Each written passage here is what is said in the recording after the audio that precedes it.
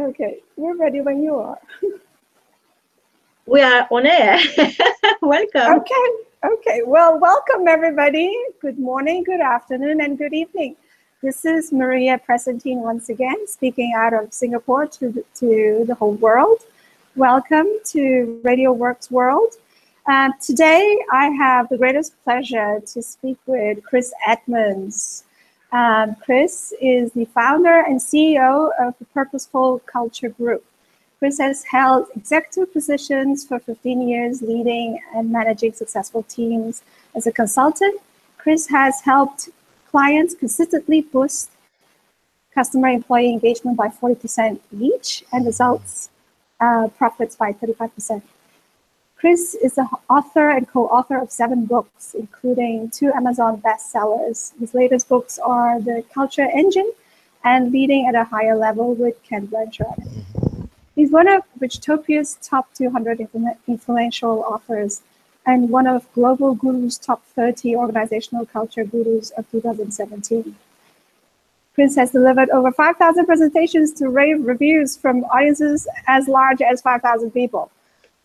Since 1995, he has been serving as a senior consultant for the Ken Blanchard companies and adjunct professor at the University of San Diego School of Business. Wow, this is a mouthful, CV, Chris. This is amazing. It took me 5 minutes to read this. It is indeed a mouthful. Thank you. You read it just as I wrote it. Thank you. Oh my gosh. But today I also have a great pleasure to have the CEO of Radio Works, Dr. Marina Nina, with us today. And we're going to have a conversation between the 3 of us, which is fantastic. Now, Chris, obviously, I'm somebody that's been following you for quite a bit. We are colleagues also at the Ken Blanchard companies, to my fortune. I come to you very often for mentorship. I read a lot about what you do in terms of creating effective leadership in organizations. You talk about in your podcasts and videos how to be present as a leader, talking about integrity, listening with your eyes, beyond paying attention to just results. My gosh, all those kind of topics. Yeah. A lot of that stuff is related to how do you actually create engagement in organizations?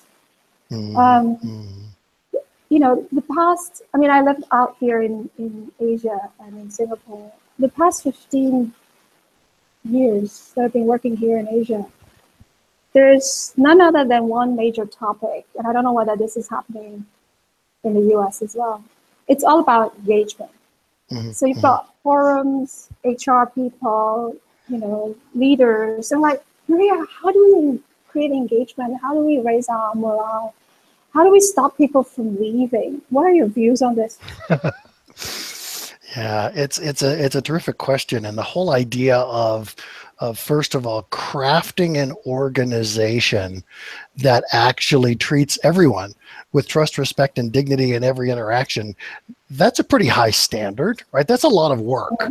And most organizations don't do that. They're run by power and politics, and unfortunately, we have not only tolerated political power-driven behavior, right? That is more I win, you lose, than it is we're all in this together and let's, God forbid, have fun while we wow our customers and craft cool products and services. We've not only tolerated that, but we've incented it and rewarded it. So it's no surprise that we have many, many leaders who, when I start to talk about engagement, and I talk about ensuring that everyone is treated with trust, respect, and dignity, they look at me like I'm slightly crazy. Okay, maybe a lot crazy. Because they've never been asked to do that. When I talk about you are in charge of the quality of workplace relationships, they think I'm absolutely nuts. They're intrigued, I think. I think the increasing awareness that employee engagement is a good thing to drive for, but it means you have to start to look at relationships, at the degree of trust, the degree of delegation, the degree of people feeling challenged and valued at the same time. Those are not qualities, they're not characteristics that are typically measured. We live in a world, and it's very Western driven, but certainly the entire globe focuses upon getting crap done, right? And so we measure the tar out of market share and profitability and results in all its forms.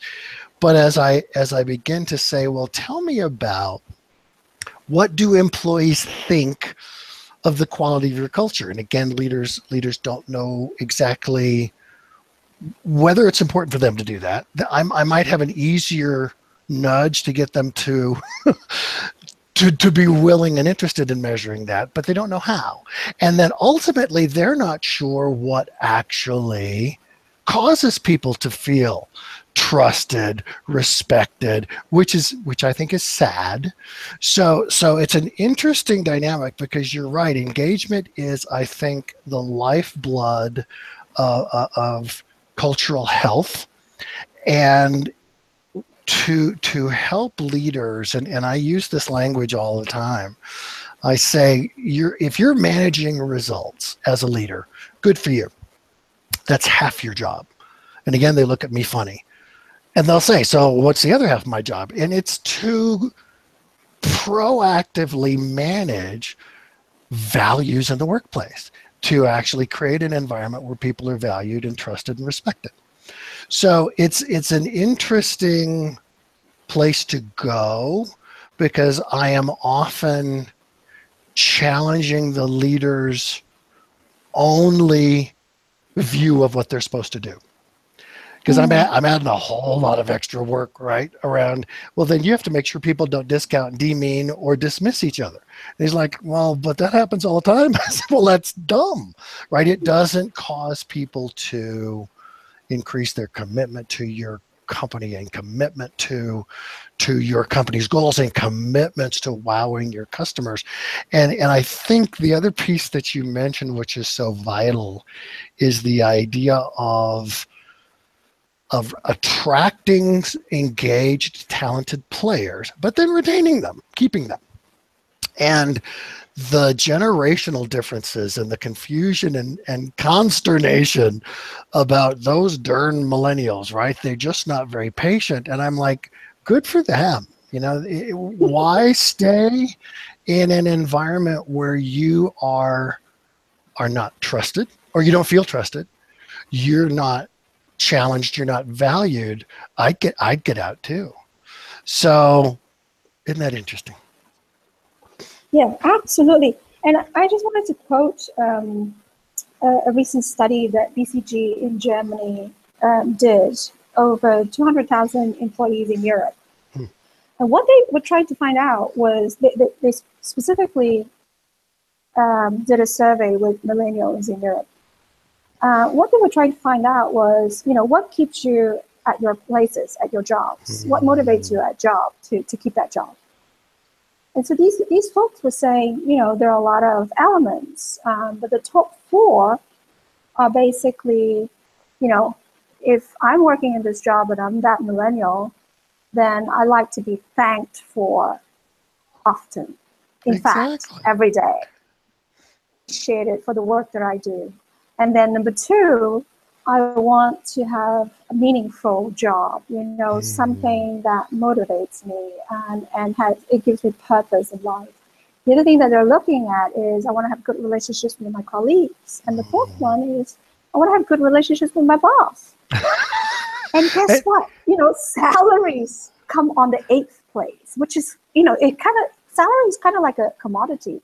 If you don't even give me the right salary, don't talk to me, please. That kind of attitude.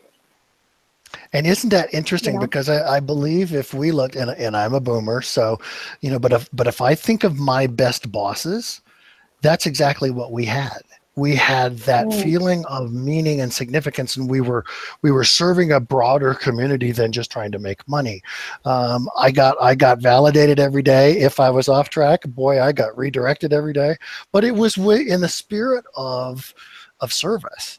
And how do we serve others best? So I think what is so interesting about the perceptions of millennials by us old people, right, is that they're weird, they're different, that it's not fair. The reality is that all humans want these exact top four things from a workplace, from a community, from a church. These are not unusual desires. And what's fascinating is our best bosses created that. Absolutely. You know, going back to what you were saying, you know, for an engaging workplace, which is basically the bloodline, the culture, you were saying it's people don't really measure, they measure results as opposed to, you know, how do you measure trust and values and relationships and respect? Yeah. Are we talking about behaviors that need to be measured?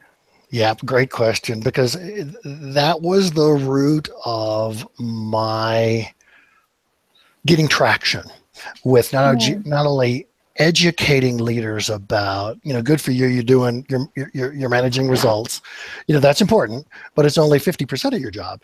And as I said, you have to manage the quality of workplace relationships. She said, oh my God, how do I do that? Right? There's thousands of conversations that happen.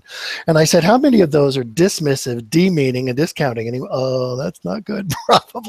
Probably 70%. And that's just the nature of the attitude and the power and the politics. So to be able to make values as important as results, we have to get values into an observable, tangible, measurable form, which means we have to shift from, gee, I'd love to hire a great attitude. And my view is that's really cool, but attitude is going to show up in very different ways with different social styles and personalities and introverts and extroverts. It's all going to show up in very different ways. And it could well show up in different ways with different generations.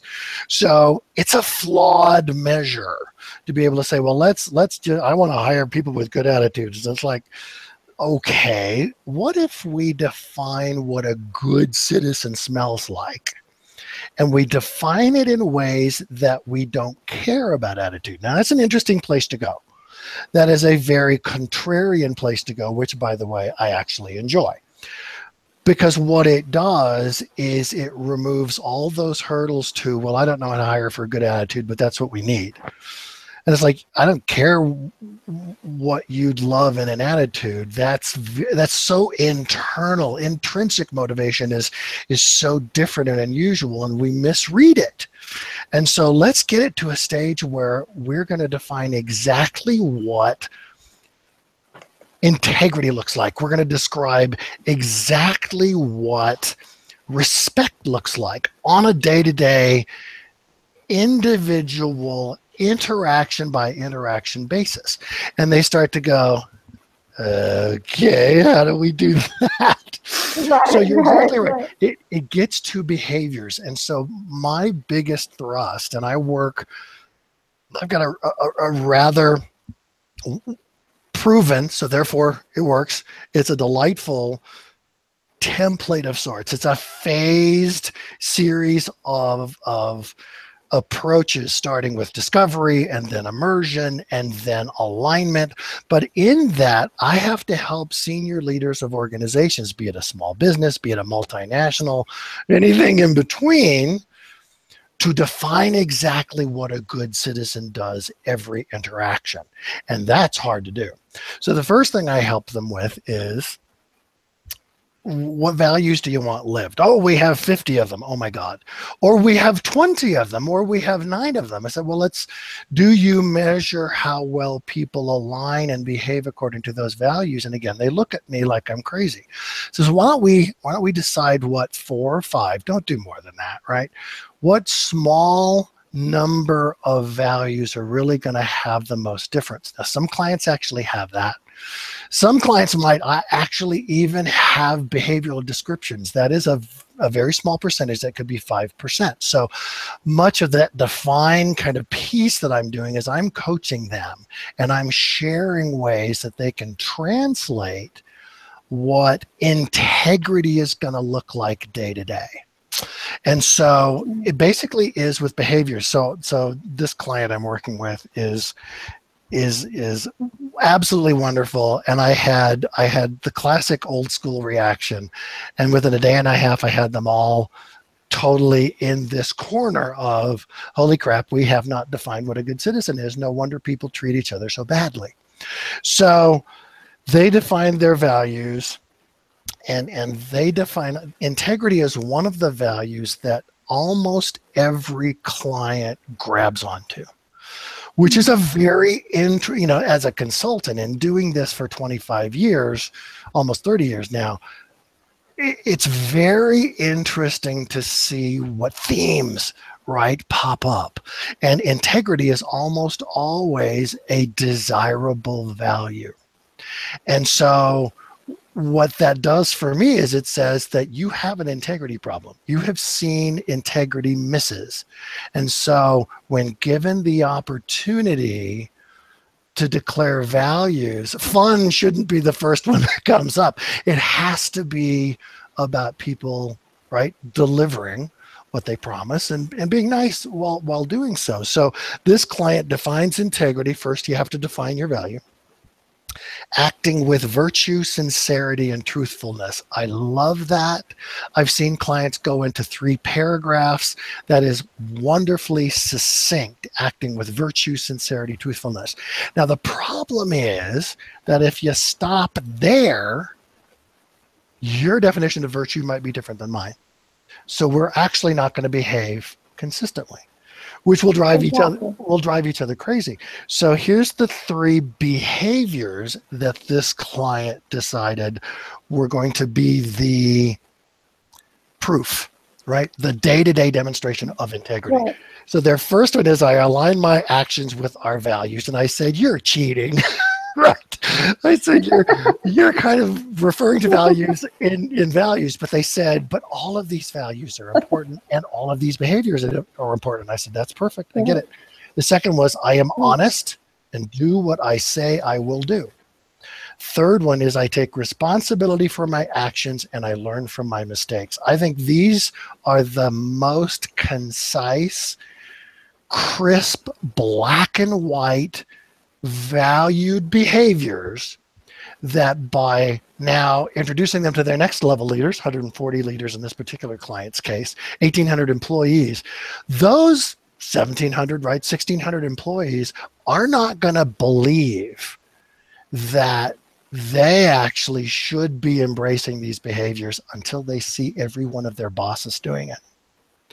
So the scrutiny, this is where the measurement comes into play, is number one, let's define exactly what you want in a good corporate citizen, right? And let's not leave this black and white. Let's not leave this up to interpretation. Let's make it very black and white. And let's measure it. So I'm now in the midst of taking their behaviors, and they have 25 behaviors or so, which is a lot, but that's what they wanted. And I'm helping them now. They're going to go into, in January, their first formal custom values survey. So I'm going to translate these behaviors into, in essence, a survey item. And as you saw, there were a couple of these, like, I am honest and do what I say I will do. I would need to split those into 2 separate questions, because someone might say, I'm going to take credit for all of your sales, and they do what they say they will do. It is like, well, crap, that's not helpful, right? That's not the kind of safe, inspiring workplace you want. So I'm now helping them shift these behaviors into a formal survey that they'll do twice a year. I've got another client that's doing a pulse survey, and they do questions like those, not twice a year or even once a year. They do them every week. So they're building this wonderful, it's a very involved process, but they're building this wonderful ongoing real-time snapshot of the degree to which their leaders are modeling these behaviors, because that's the only way that the rest of the employee population will go, oh, That's what you wanted. So you're exactly right. And it's a long answer to your question. I hope it's helpful. But it's how do we make values as measurable as performance expectations? And it's around behaviors and measuring them, not tolerating bad behaviors, just like you would not tolerate missed performance standards. You know what? That makes a lot of sense. And I really love what you said at the beginning, that it's kind of like a tree with two branches. You're looking at relationships so that those relationships are beneficial, collaborative to gain results. When they work well together, you can achieve results as an organization. But now, we just talked a lot about relationships, values, measuring those behaviors to make people collaborative and work well to achieve results. But let's look at the results side of things. Yeah. People are leaving organizations nowadays because, and I'm really talking about the millennials at this point that I'm really concerned about. They're leaving organizations because work is less than purposeful nowadays. Yeah. And they're telling me things like, my leader is not purposeful. I feel like my job is not purposeful. I don't even know why I'm in this type of career. Is this even a career because it's not purposeful? So again, I can't reach results because it's not purposeful. So if we were, standing on the other track of it, not just relationships, but in terms of the meaningful work that we're doing or not doing, it also, hinders the capacity for an organization to reach results when people are leaving or rotating so much. Yep. So what can be done on that level? Because both branches of an organization, whether relationships and behaviors and values or meaningful work and the type of work that they're doing, products and services that they're selling, if they're not meaningful, they're not for a greater good, or at least if it's not perceived to derive that meaning, they don't want to sell it. You're exactly. The companies are still doing it, Yep. The companies are still producing them, because of competition. So what's the deal behind that? How do you create culture around purpose? It's such a key question, and one of the first pieces that I do is to help leaders realize that the implicit and explicit reason for being for their business is often not very relevant to frontline employees, and it may not even be relevant to your customers. And so the first piece we do, even before we get into what values do you want lived around here and what behaviors do you want modeled, is we have to talk about your servant purpose. It's what's your reason for being. And the servant purpose, different than a mission statement. Vision is much more longer term, right? Could be 5-10 years out. But mission statement, purpose statement, as I add the term servant purpose to that, it gets a bit more clarity to say, who am I serving? And I love this, and in my keynotes, I'm constantly on the lookout for really poor purpose statements, and they're everywhere, right? And it's the idea of you have a company that's a multinational that's selling goods rather regularly every day, and their sole purpose statements is to increase shareholder value. And I'm like, really? And the reality is, and one of these companies makes automobile and truck tires. Now, I could, in a heartbeat, and you could too, our listeners could too, in a heartbeat, be able to say, we want our customers to not only rely on safe transportation on our tires, but to brag about it, right? To be proud of it, to be a loyal customer because their kids are safe, their families are safe, etc. But it's increasing shareholder values, like, for God's sakes. So again, it gets to our very industrial revolution mindset of we need to make money. It's a Wall Street influence.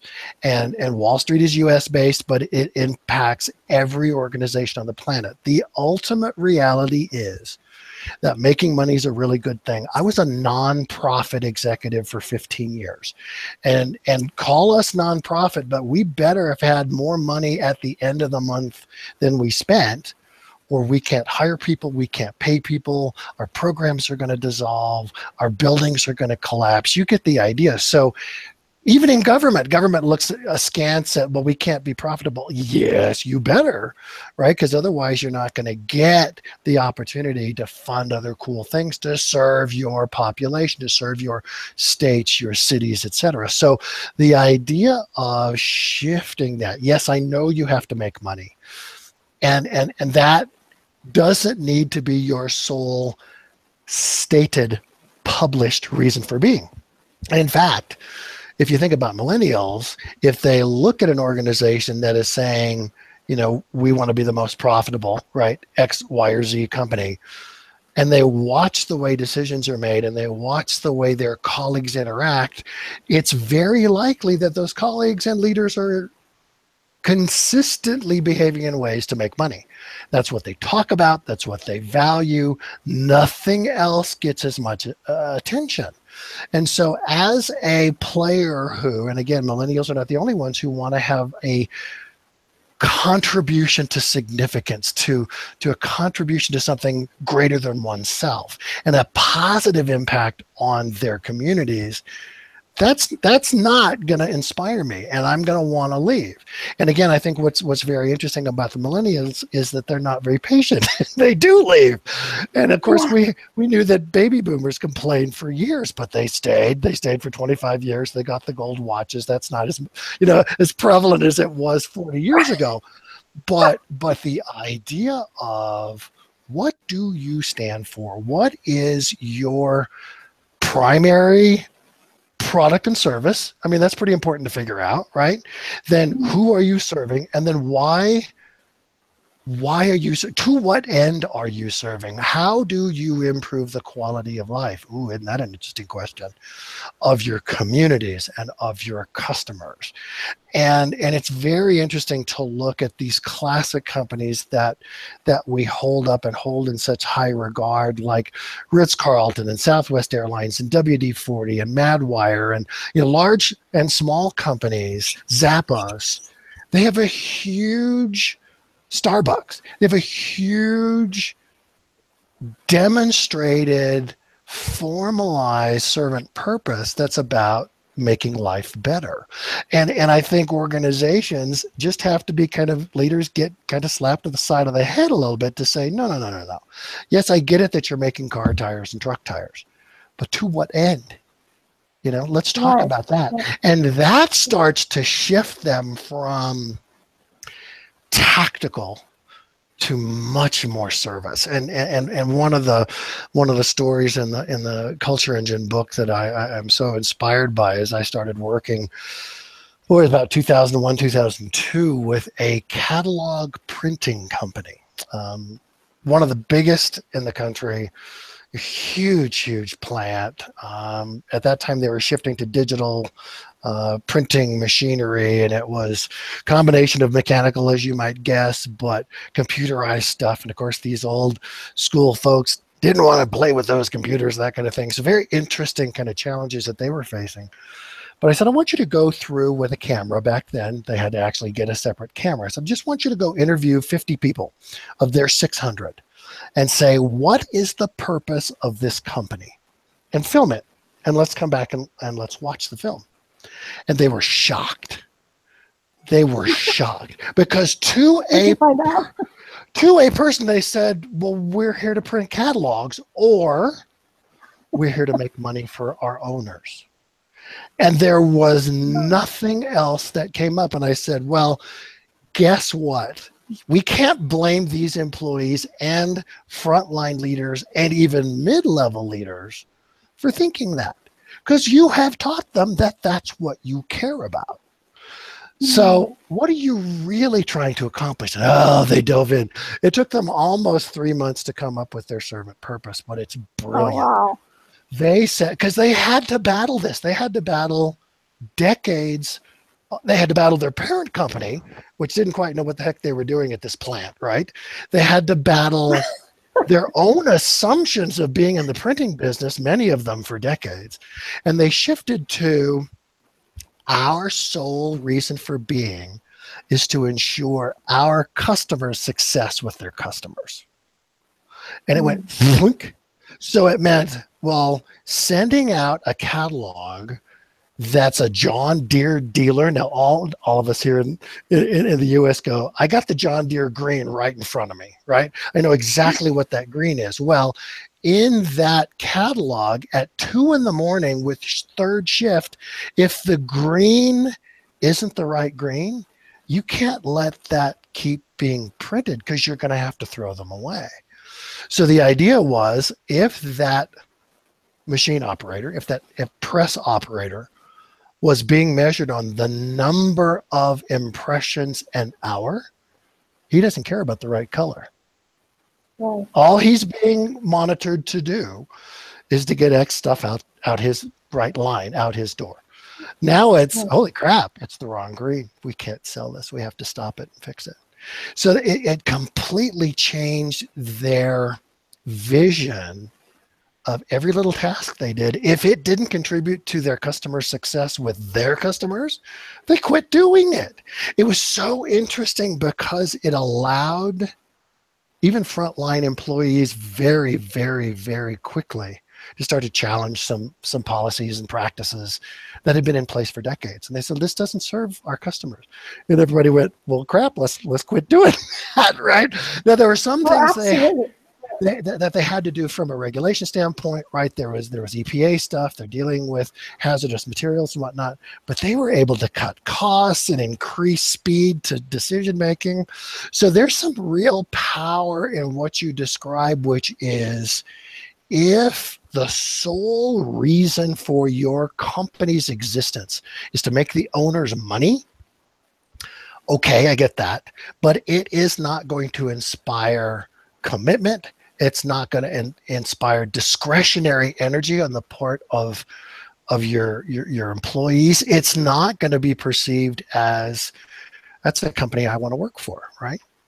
Does that help? So yeah, oh my gosh, this just gave me a bling bling on my brain, like a bulb light, because I was just thinking, this all relates to diminishing propensity to innovation in an organization, because what you've just described as a case study in this particular client, if you're just you're going to be counted based on the number of production that you make per day. So if it's the wrong green, that's not counted. That doesn't matter. So you're not going to be proactive in correcting the mistake. The human being's brain is going to stop being innovative and looking for mistakes. And so that's exactly what's going to be happening in these kind of organizations that don't, basically you're saying, when there's no purpose, people are not thinking with you, they're not inspired, you might as well, reduce the headcount and put an AI sitting there doing that printing. If you have the technology, basically that's really it, because the future of work, it's all about generating more work that is creative, so that the human mind is actually being used, as opposed to putting a machine there. And it's all related.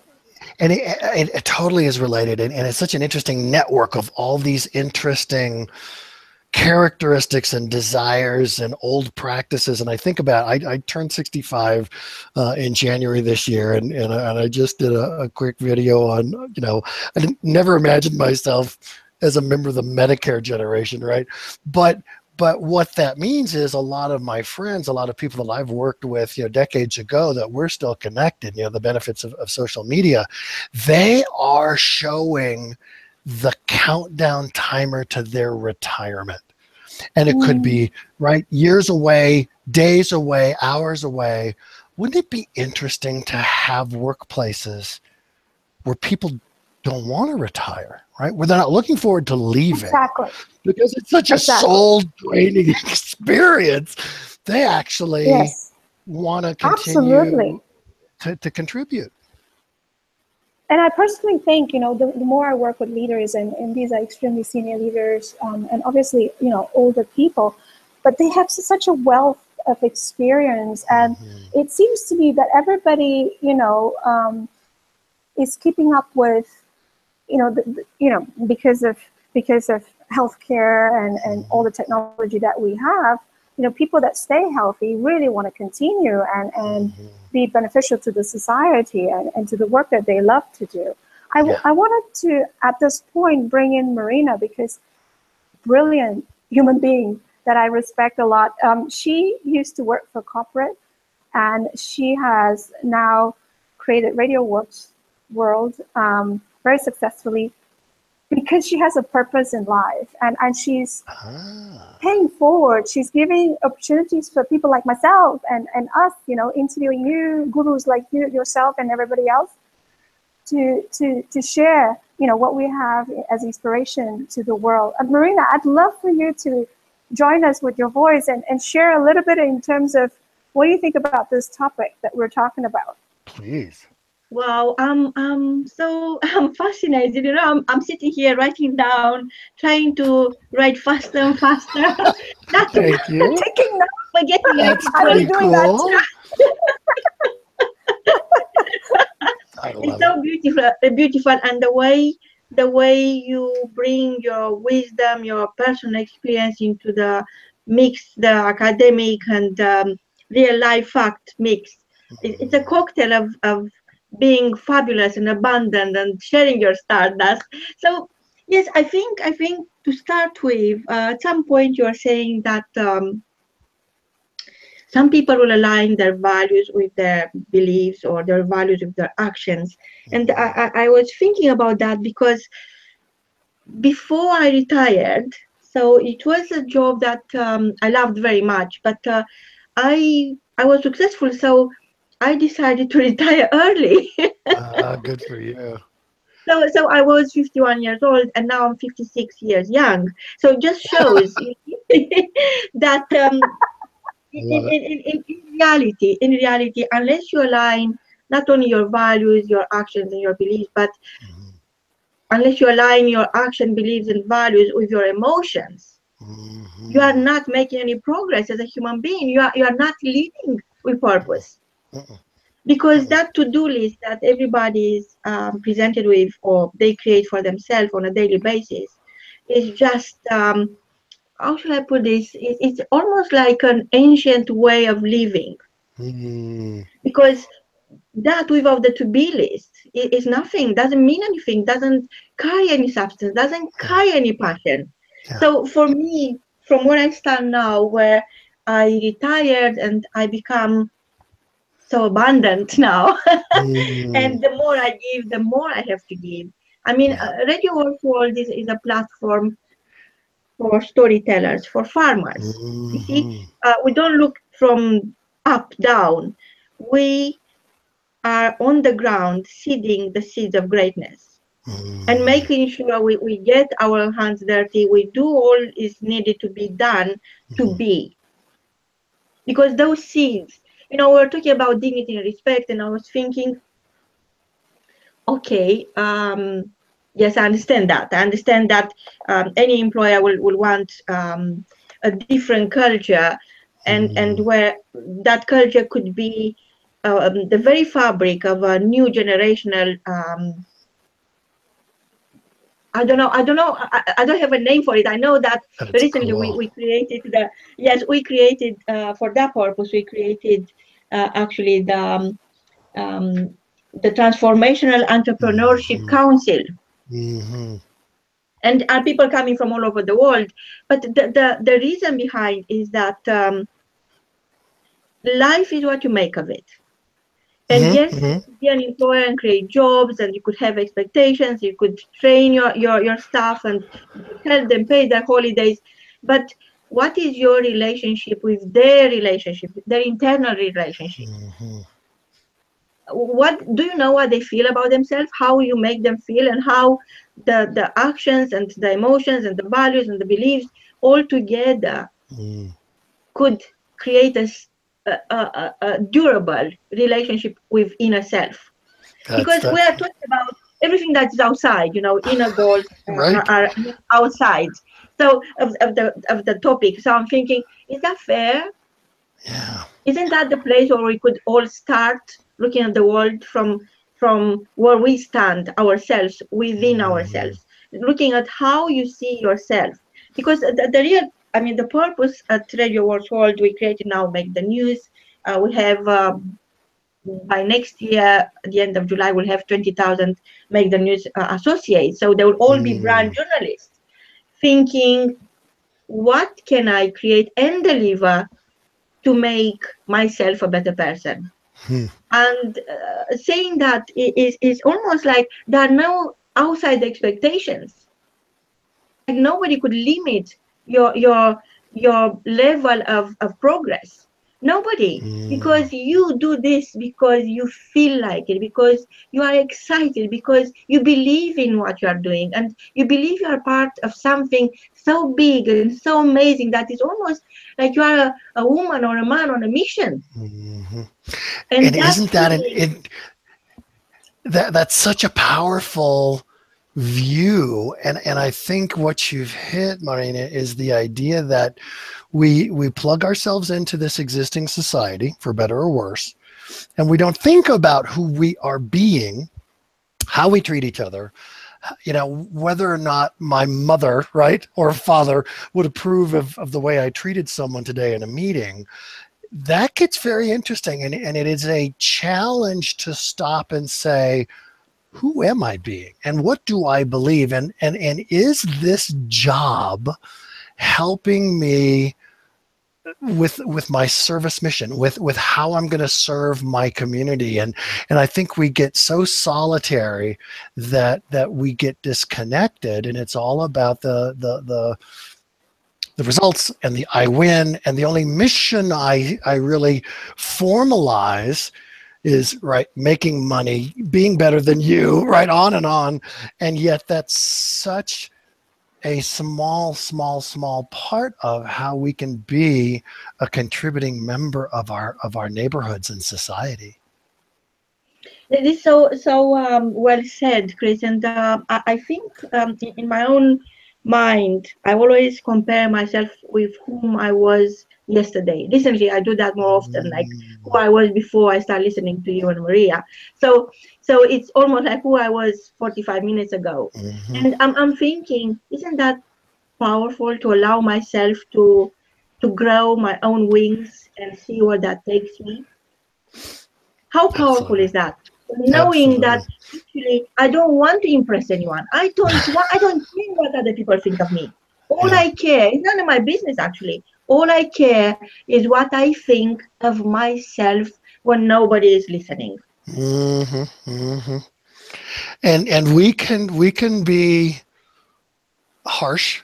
We can judge ourselves very, very aggressively, and yet, boy, I think about 45 years ago when I was 20 years old, I was a moron, and I didn't at all, I wasn't at all as smart as I thought I was. I did not treat people consistently well, and the idea is that how I treat others is very transparent to the people I'm treating and may not be as transparent to me, which means if I'm going to really be honest about who I am today and how I treat people today, I not only have to look at myself to some degree with that harshness, but I also need to go and kind of interact with these players that I am engaging, right, in this life with, to say, what am I doing that's dumb? What am I doing that inhibits you? What am I doing that discounts you?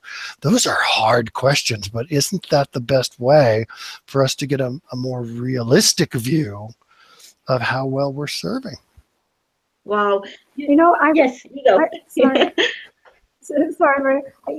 I wanted to pick up on what Marina was saying, and linking back to what you said earlier.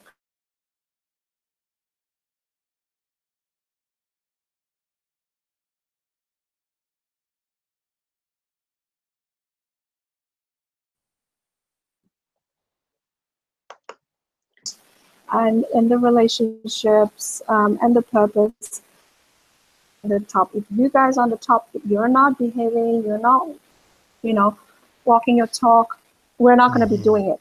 My question, based on what both of you were just talking about, is if we are thinking on the self level, if we're mirroring our behaviors and the way we feel about ourselves towards others, basically using EQ in relationships, then, and if we know that, that we want to find or work for companies that are more meaningful, producing products and services that are more meaningful, can't we just create a culture of the organization bottom up?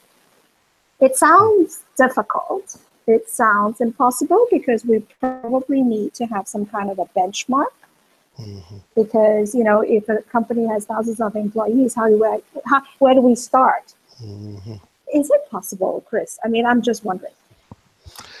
Well, it's a key question, and it's much more complex with a multinational than it is a small business where you can literally close the shop 2 hours early and get everybody, pizza, and let's sit around and talk about how we treat others, how we treat each other, et cetera. And so the place where I start is with the leadership team. And if it's a business owner or if that's a 12-person executive team, anything in between, because I have to start by saying, how well does this team actually treat your members with trust, respect, and dignity every day? And they usually burst out in laughter, right? Because the reality is most executive teams, most leadership teams aren't teams at all. They are simply groups. They are forcibly affiliated because of their titles. And the relationship is almost always a battle for limited resources that starts again every day. As opposed to, I say, tell me what the reason for being, what's the servant purpose of this leadership team? And they look at me again like I'm crazy. But it's if your job as a leadership team is to, number one, drive success in the marketplace. I get that.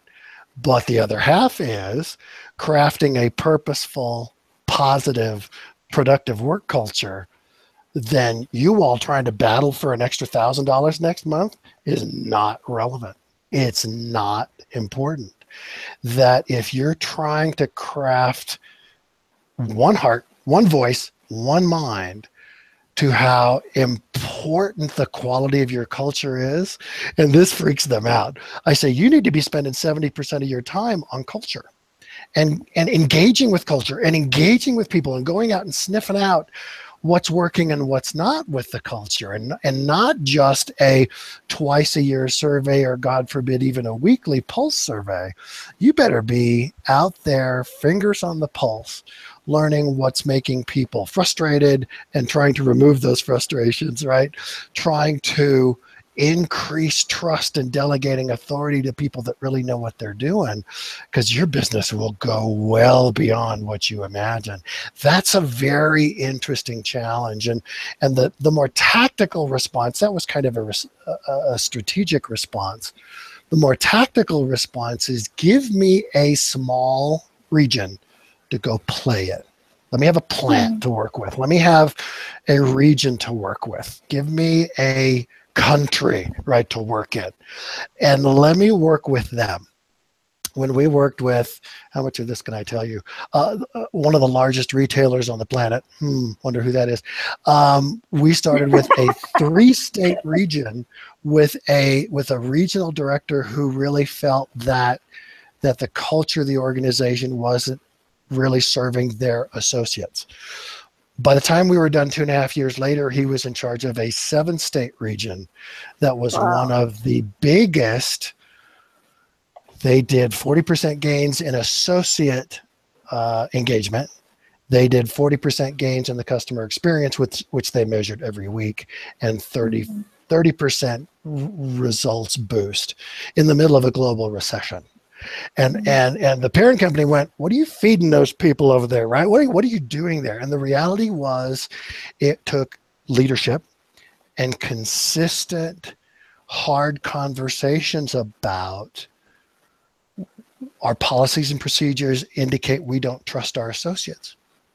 Why are they leaving? Well, we know why they're leaving if we just step back and get out of the ungodly metrics on hour-to-hour performance compared to last quarter, last year, 10 years ago. That's not the only thing you have to measure. You have to measure the quality of interactions with employees and bosses and customers.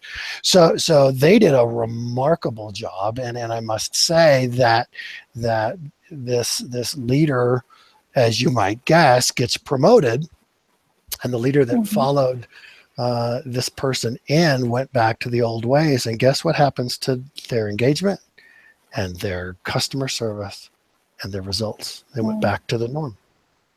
And boy, if that doesn't understand the power of committed leadership to culture and to engagement, nothing does. Right, and it's not just having a consultant helping you do the work, because eventually you're the expert within the organization. You're the expert of the problem, so you've got to really commit to action. Yeah. Here's one thing that you said really, really interesting.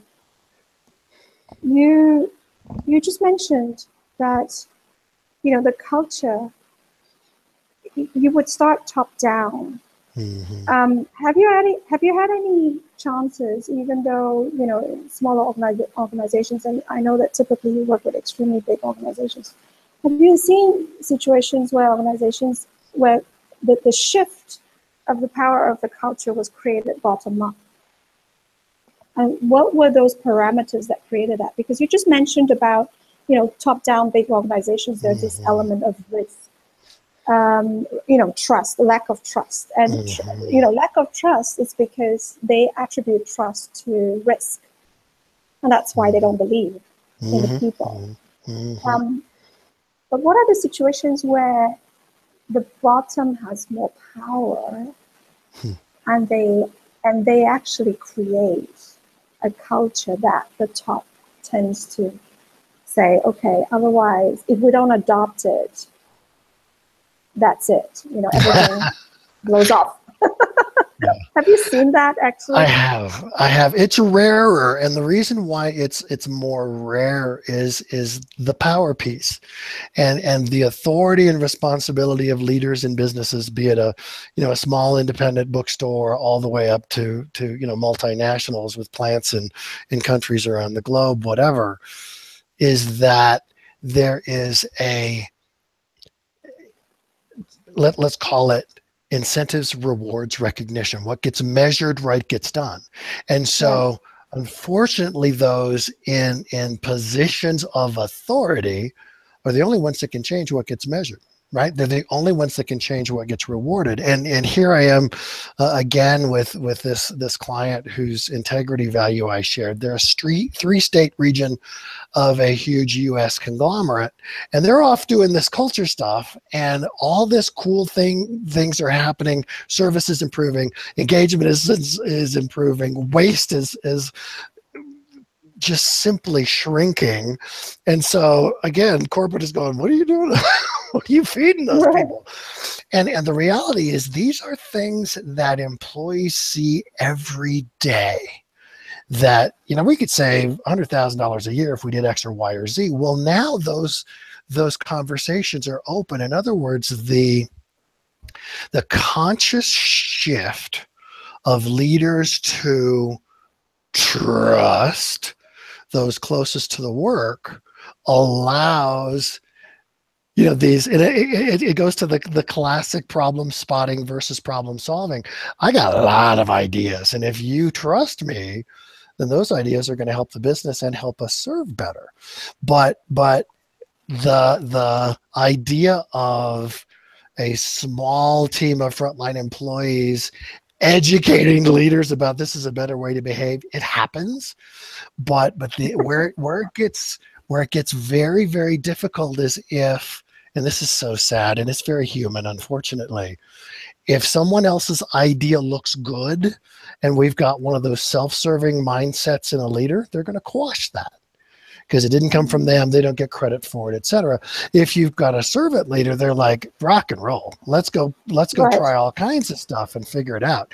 And so that gets to that core of, can you really change a tiger's stripes and have a leader really shift from self-service, I win, you lose, to a full-blown servant leader who really demonstrates a sincere honest love of the people and the business, I've seen it happen.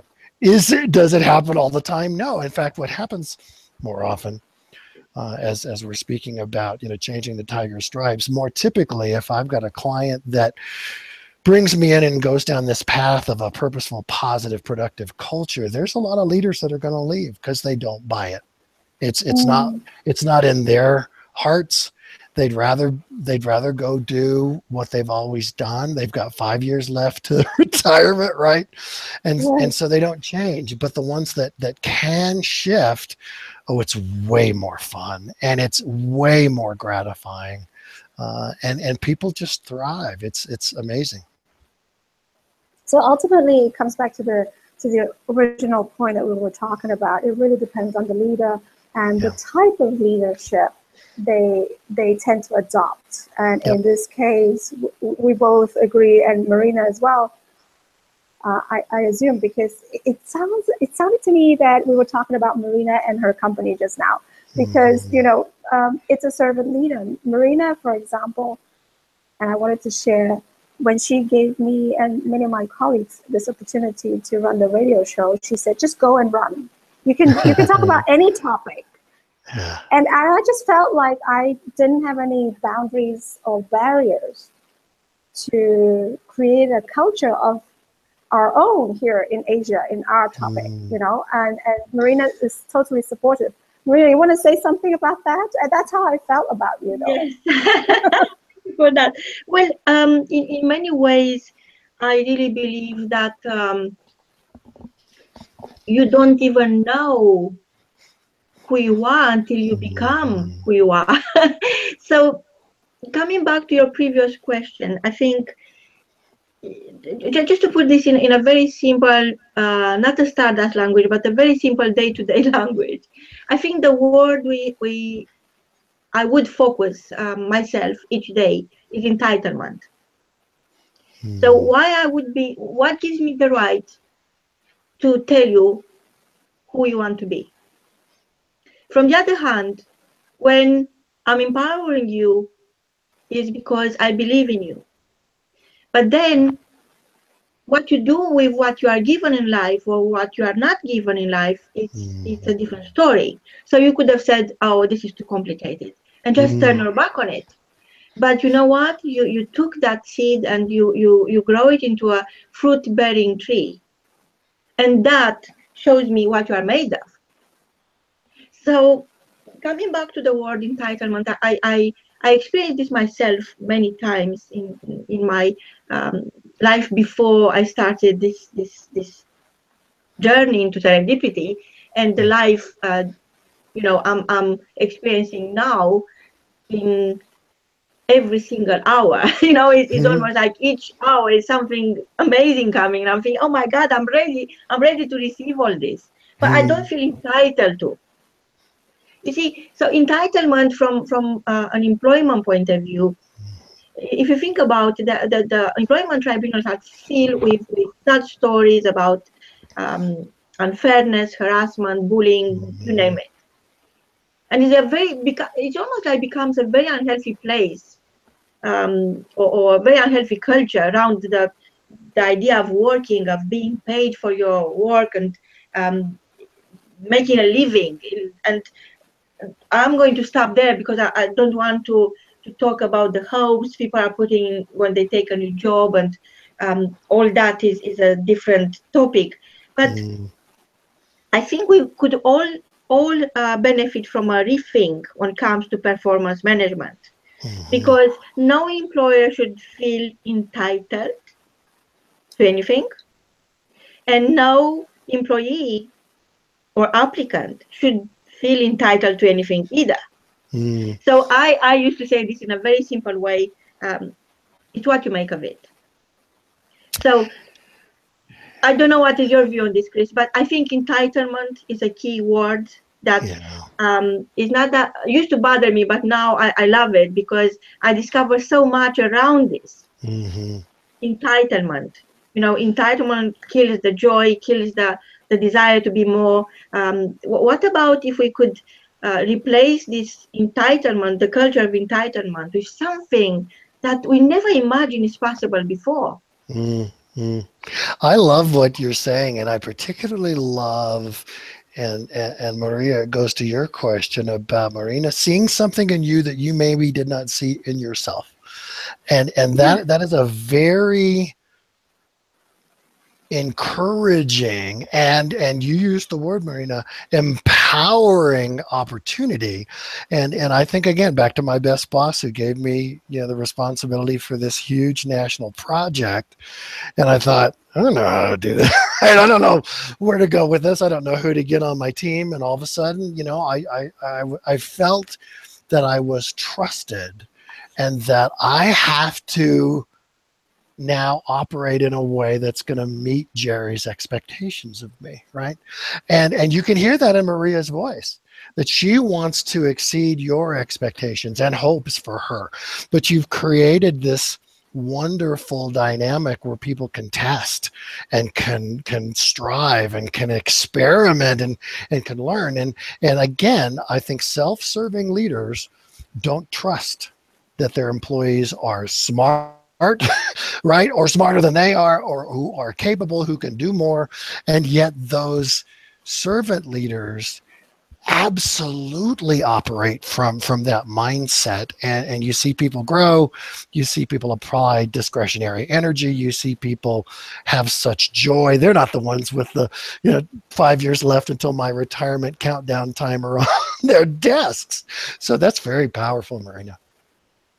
Wow, thank you. So I'm thinking, Maria, from your point of view, if let's say there will be no limits to what you could do personally to make that change, to create that rethink, that wave of rethinking everything, what would you do first? Oh my gosh, that's a big question, and I actually have plans for that. Good for you. I think the first thing I would do if I had no boundaries whatsoever is to make sure I would help companies create, and I talk about companies because my presumption is that people will still work for companies whether they are their own or for somebody else's. So I'm really looking into making an impact to masses, and that's why I mean companies. I would support companies to create 3 types of purposes because I'm very purpose oriented. Otherwise, I won't sign up for something.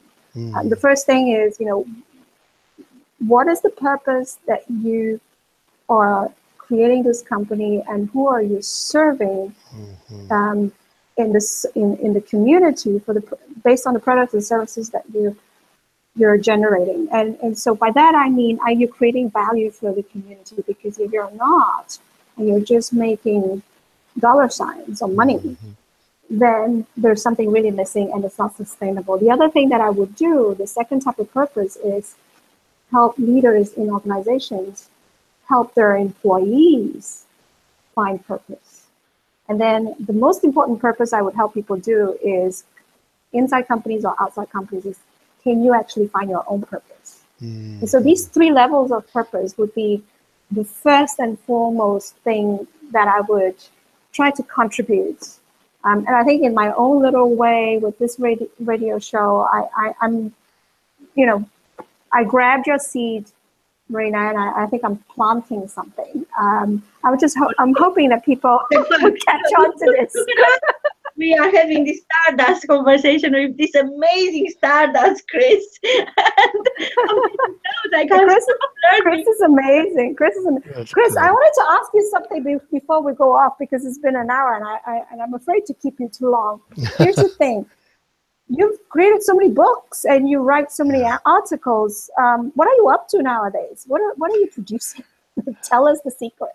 Boy, great question. That was one of those things that I had some people in my life, Ken Blanchard being one of them, who saw I could do more, right? And so one of the discoveries I made about 7-8 years ago was I had ideas that I was passionate about, that I felt that leaders needed to pay attention to. And literally it was this idea of culture creation intentionally through an organizational constitution, which is the foundation of the culture engine. So what's very interesting is I thought, I was writing on leadership, I was writing on servant leadership, I was writing on customer service, and I got a brand strategist who said, just stay here, stay with your big idea. That's where you're most passionate. And I thought, well, I'm going to run out of ideas. Well, clearly it's been 7 years. I haven't run out of ideas yet. So it's very interesting because a year ago I began doing video clips because I thought, some of these millennials aren't going to really read for 5 minutes. So I had to learn about cameras, and I had to learn about software and managing video clips and whatnot. And so I love learning. So I've got 3 more episodes to shoot today, and I have plenty of time, so you're not holding me from that. But the piece that's very fun and very interesting is that I'm working on the next book, co-writing it with a gentleman named Mark Babbitt, who 3 years ago wrote A World Gone Social, and we're going to look at leadership from a vantage point of everything you do as a leader. Not only do people judge it, right? Your employees judge it, but they can not only go on Glassdoor and Snapchat to say whether you're a good leader or not, but you actually have to pay attention to that, right? There is social proof about how well you serve others. So we're having a ball. We're right in the middle of a book proposal. I have my publisher, The Culture Engine, gets first right of refusal. So we're doing a proposal for Wiley, and just very excited about that. So apparently I'm not looking at retirement. I'm madly in the midst of the next book. Oh, well, you know what? Maria and I, we're going to extend the invitation for you to come back with your book and tell us more. Would you accept it? Outstanding. I would love that. Thank you. Oh, that's fantastic. You have to remember to tell us. We have part of the Stardust evolution. We have the Stardust, and then we have the Books Hour, where people like yourself, people of significance, are sharing their own Stardust. And it's limitless. It's so much people, so much inspiration, and so much desire to be more, to give more within those shows. And we also, Chris, would like to ask permission to. We do a lot of repurposing, apart from purposing. Maria knows. So we would love to have your permission to repurpose this interview and publish it into the Sovereign, which is a global magazine for heart-centered entrepreneurs. And they could really read. Perhaps not everybody got the time to listen in. So we don't want to give them an excuse. So we want to give them the chance to read in the magazine the same interview, if that is okay with you. Outstanding. I would encourage that. That's terrific. And I'm so pleased to be a part of you all's vision to help people be more, to help people look at maybe a different way of living and serving. It's just very exciting. So thank you for this opportunity. Thank you so much, Chris, for being on our show today. It's been really, really wonderful. And thank you for your time. Thank you for your efforts. Thank you for sharing so much. It's always wonderful to learn from you. I just really feel like I don't get enough of you, So this was a great opportunity to catch up. Thank you, Chris, and thank you, Marina. Until next time, you are Stardust. Goodbye. Bye. Thanks.